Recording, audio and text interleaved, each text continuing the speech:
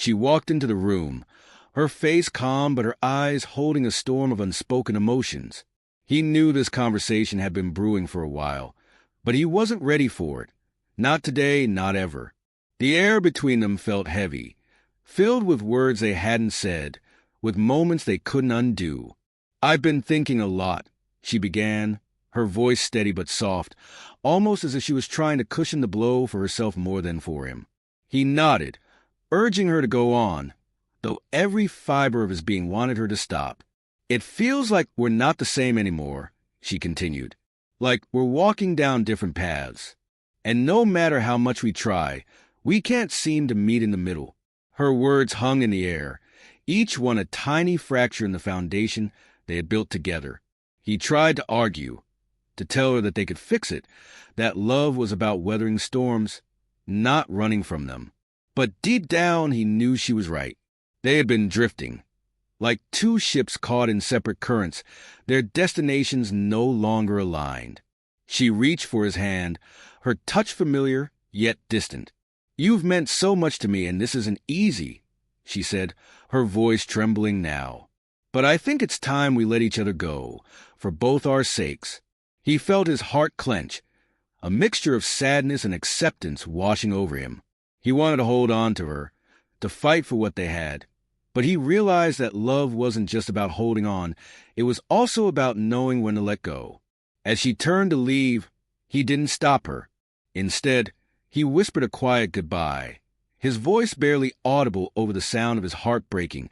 She paused at the doorway, her hand lingering on the edge as if she was waiting for a reason to stay.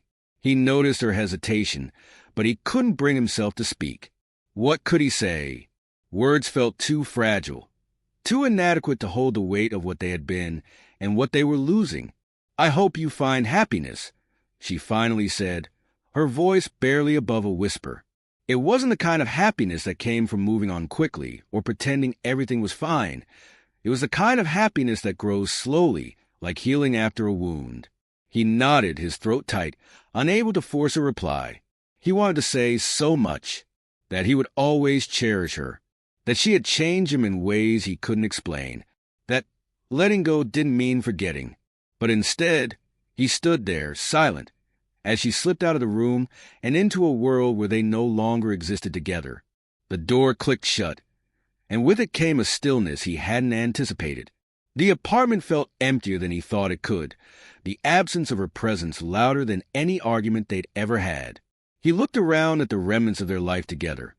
A sweater she had left draped over the couch, a coffee mug still sitting on the counter, little pieces of her that had once felt like home. He sank into the chair by the window, staring out at the city lights that seemed to burn a little dimmer tonight. Memories played on a loop in his mind. The way she'd laugh at his terrible jokes, the quiet mornings spent in comfortable silence, the arguments that always ended in apologies. They were fragments of a story that no longer had a future. Time passed, though he wasn't sure how much. Hours? Minutes? It didn't matter. All he knew was that the ache in his chest felt unbearable, yet strangely necessary. This was what it meant to let go, he realized. To feel every inch of the loss. To allow the pain to seep in, not to push it away. He reached for his phone, almost instinctively, his thumb hovering over her name. He wanted to text her, call her, say something that might bridge the gap between them. But instead, he set the phone down. Not every wound could be stitched with words, and not every ending needed a new beginning. For now, he sat with the silence, letting it envelop him. It wasn't peace, not yet, but it was a step toward it. And as the city hummed quietly outside his window, he allowed himself to hope, just a little, that maybe one day, the emptiness would feel less like an ending and more like a space for something new to grow. The days that followed felt surreal. Time moved strangely, sometimes racing past in a blur, other times dragging painfully slow.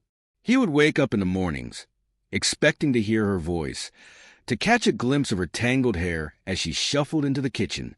Instead, he was greeted by silence, a quiet reminder that she was gone. At first, he avoided the places that reminded him of her, their favorite cafe, the bookstore where they'd spent lazy Sundays, the park bench where they'd shared countless conversations about everything and nothing. But avoidance only seemed to make the absence heavier, like a shadow following him wherever he went. One evening, he found himself walking through the park, drawn there almost unconsciously. The bench was still there, unchanged, but it felt different. It wasn't just a place anymore. It was a memory. He sat down, running his fingers over the worn wood, and let the memories come. Her laughter, her smile, the way she'd tilt her head when she was deep in thought. They were bittersweet now, like an old song that brought both comfort and ache. The world didn't stop for his heartbreak, though. Work deadlines loomed. Friends called to check in. Life moved forward even when he felt stuck. Slowly, he started to piece himself together.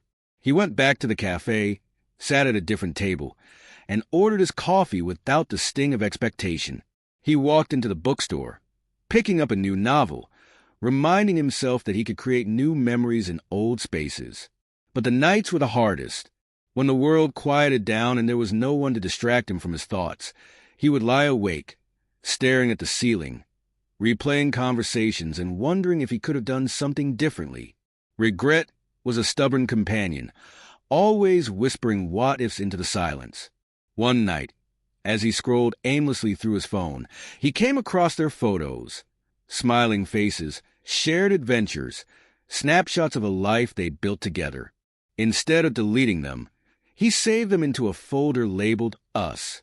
He wasn't ready to let go entirely, but he also knew he couldn't keep holding on so tightly. They had been a chapter in his story, a beautiful one, but not the whole book. Weeks turned into months, and the pain began to dull. It didn't disappear, it never really does, but it became bearable, a part of him rather than something that consumed him. He found joy in small things again. A good book, a walk in the rain, a spontaneous road trip with a friend. And as he rebuilt his life, he realized that healing wasn't about forgetting her. It was about learning to carry her memory without letting it weigh him down. One day, while cleaning out his apartment, he found a note she had written him long ago. It was tucked inside a book she'd given him, her handwriting looping and messy. "I hope you always remember how strong you are," it read. He smiled, feeling a warmth he hadn't expected. Maybe she was right. Maybe he was stronger than he thought. And as he stood there, holding that note, he felt a quiet sense of closure. He didn't know what the future held, but for the first time in a long time, he was ready to face it. As seasons changed, so did he. The pain of the breakup became a quiet undercurrent rather than the crashing wave it once was. He started to notice things he hadn't in a long time. The way the sunlight danced through the trees on his morning walks, the sound of birds chirping outside his window, the subtle joy of a stranger's smile. Life, in its gentle persistence, was nudging him forward. One evening, as he walked through the city streets, he passed a small gallery he'd never noticed before. Something about it caught his eye, a vibrant painting displayed in the window, full of bold colors and chaotic beauty. On a whim, he stepped inside. The walls were lined with pieces that seemed to tell stories, each brushstroke filled with emotion. He found himself lingering, drawn to the raw honesty of the art. A woman stood at the corner of the room, curating a display. She had an easy smile and a warmth in her demeanor that made the space feel even more inviting. Noticing him, she approached and struck up a conversation. They talked about art, about the stories behind the paintings, and eventually about their own lives. She had a way of listening that made him feel seen, not as someone who was broken, but as someone who had lived and learned. It wasn't love at first sight. He wasn't ready for that. But it was connection, and it was enough. They exchanged numbers and promised to meet for coffee sometime. As he left the gallery, he felt something he hadn't in a long time. Hope. Over the weeks that followed, they became friends. She had her own stories of heartbreak and resilience, and in sharing them, they found a sense of camaraderie. They didn't rush into anything. Instead, they let their connection grow naturally. It was unspoken but understood that they were both healing in their own ways. In the meantime, he pursued hobbies he had long set aside. He joined a local photography club, capturing the world through a different lens, sometimes literally. His photos began to fill the empty spaces on his walls, a testament to the beauty he was rediscovering in the world. He even started writing again, something his ex had always encouraged him to do but that he hadn't had the courage to pursue before. One day, while flipping through an old journal, he found a note he had written to himself during the hardest days of the breakup. It hurts now, but one day, this pain will shape you into someone stronger, someone who can love again, even if it feels impossible now. He smiled at the words, realizing how far he had come. Months later, on a quiet evening, he met the woman from the gallery for dinner. They talked and laughed, and as the night unfolded, he realized he no longer carried the same heaviness he once did. She wasn't replacing his past, but she was becoming part of his present, a reminder that life had a way of offering new beginnings when least expected. As they walked together under the city lights, he glanced up at the stars. He didn't know what the future held, but for the first time in a long while, he wasn't afraid of it. Whatever came next, he was ready to as their friendship deepened. He began to understand something profound about healing. It wasn't just about moving on from the pain, but about opening himself up to the possibility of joy again. She had a way of encouraging him without forcing him, creating a safe space where he could be himself without fear of judgment.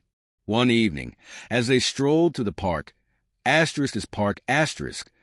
found himself telling her about the bench, about the memories it held, about the love he had lost and the journey he had been on since.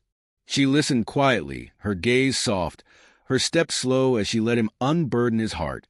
When he finished, she smiled gently and said, "It sounds like you've loved deeply. That's rare, and it's something to be proud of, even if it didn't last the way you hoped." Her words struck a chord in him, not because they erased the pain of the past, but because they helped him see it in a new light. They sat on the bench together, the same one he had avoided for so long, and for the first time, it felt less like a monument to loss and more like a marker of growth. The past would always be part of him, but it no longer defined him. Their connection continued to blossom, steady and unhurried. They shared late-night conversations about their dreams and fears, cooked meals that often ended in laughter over burnt edges or too much salt, and explored the city with the kind of curiosity that made every outing an adventure. One rainy afternoon, as they sheltered under the awning of a quaint cafe, she turned to him and asked, "Do you ever think about what you want now? Not what you've lost, but what you hope for?" The question lingered in the air between them. He had spent so much time reflecting on the past that he hadn't allowed himself to dream about the future. But as he looked at her, her wet hair sticking to her face, her eyes sparkling with curiosity, he realized he didn't need a perfect answer. "I think I want to keep discovering," he said finally, "about myself, about the world, about people, and maybe, if I'm lucky, about someone who makes the journey worthwhile." She smiled, her hand brushing against his. "That sounds like a good plan." As the rain eased and the sun broke through the clouds, they stepped out onto the glistening streets, their laughter echoing like music. For the first time, he felt that the heaviness in his heart had been replaced by something lighter, something hopeful. The future was still unwritten, but he no longer feared it. He had learned to let go of the past, embrace the present, and welcome the possibility of love, life, and laughter once again. And with her by his side, he felt ready for whatever came next.